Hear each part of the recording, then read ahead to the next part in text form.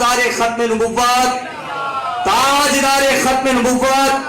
تو میرا عزیز دوستو بات سمجھیے کہ صحابہ کرام نے سب سے زیادہ شہادتیں دی کس بنیاد پر کہ ہم نے رسول اللہ کو آخری نبی ماننا ہے، اور آئندہ پھر کبھی کوئی ایسا اپنے سر کو نہ اٹھائے جو رسول اکرم صلی اللہ علیہ وسلم کے اس عقیدے کے اندر چھیڑ چھاڑ کرے، اور حضور اکرم صلی اللہ علیہ وآلہ وسلم کے اس عقیدے کے اندر ڈاکہ ڈالے.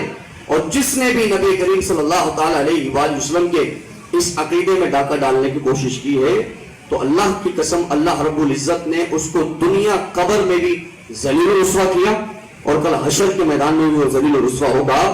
اللہ رب العزت اس کو عزتوں کا تاج نہیں دیتا، اس کو عزتوں کا تاج نہیں پہناتا کہ جو رسول اللہ کا نہیں، جو حضور اکرم صلی اللہ علیہ وآلہ وسلم کو لے کر اپنے عقائد و نظریات درست نہیں رکھتا.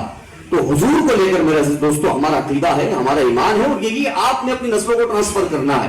یہ ان کو سکھانا ہے کہ ختم نبوت کا تاج اللہ نے محمد رسول اللہ صلی اللہ تعالی علیہ وآلہ وسلم کے سر پر سجایا ہے، کیونکہ نبی کریم صلی اللہ تعالی علیہ وآلہ وسلم نے صراحت کے ساتھ یہ جملہ ارشاد فرما دیا. حضور نے فرمایا اللہ تبارک و تعالی نے تمام ادیان بنائے نا حضور. آپ دیکھیے کہ زبور اتری حضرت داؤد علیہ السلام پر، تورات اتری حضرت موسیٰ پر، انجیل اتری حضرت عیسیٰ علیہ السلام پر. ہر دین کے بعد نیا دین آتا رہا. یعنی اگر آپ مطالعہ کرتے ہیں اور آپ ادیان کو پڑھتے ہیں تو ہر دین کے بعد کوئی نیا دین آتا رہا. بھائی تورات کا ایک اپنا دین تھا، زبور کا ایک اپنا دین تھا، انجیل کی ایک اپنی شریعت تھی، لیکن جب رسول اللہ کا دین آیا جس کو دین محمدی کہا جاتا ہے، دین اسلام کہا جاتا ہے، محمد رسول اللہ صلی اللہ علیہ وسلم کا دین کہا جاتا ہے، تو اس دین کے لیے اللہ نے قرآن میں کیا فرمایا؟ رب فرماتا اليوم اکملت لکم دینکم واتممت علیکم نعمتی ورضیت لکم الاسلام دینا. کہ آج کے دن ہم نے تمہارے دین کو مکمل کر دیا. وجہ کیا ہے؟ اس دین کے بعد اب کوئی دوسرا دین آنے والا نہیں ہے، کیونکہ اللہ نے ایسا مکمل، ایسا با کمال، ایسا با جمال دین مصطفیٰ کو عطا فرمایا ہے کہ اس میں ایسی کمالیت اور اس میں ایسے اوصاف ہیں کہ قیامت تک نہ دوسرا دین آ سکتا ہے، نہ دین لانے والا پھر کوئی دوسرا آ سکتا ہے.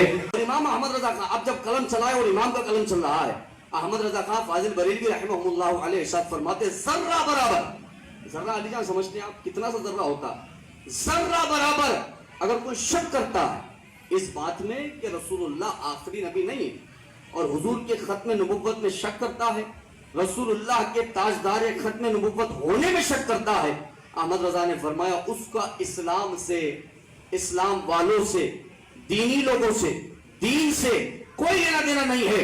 وہ کافر ہے جو ذرہ برابر بھی رسول اکرم صلی اللہ علیہ وسلم کے اس عقیدے میں شک کرتا ہے. تو علی جان بہترین تربیت کا حصہ ہے، آپ کی اولاد کی بہترین تربیت کا حصہ ہے کہ آپ اپنی اولاد کو یہ عقیدہ ضرور سکھائیں.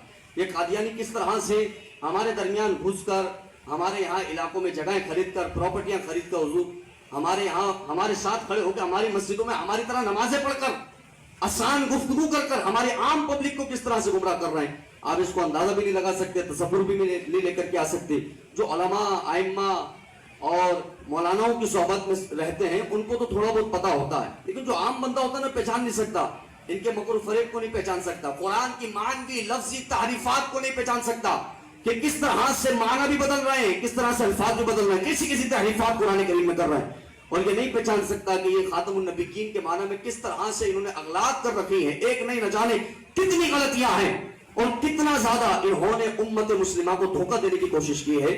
تو اس کے لیے آپ کو اور میرے کو ضروری ہے کہ ہم علماء اہل سنت کی صحبت میں رہیں، ہم ایسے ائمہ کی صحبت میں رہیں کہ جن کے عقائد مضبوط ہیں، مطالعہ مضبوط ہے، کتابوں سے وابستگی ہے، کچھ عقائد سے وہ آشنا ہیں، وہ جانتے ہیں، ان کی صحبت میں رہیں.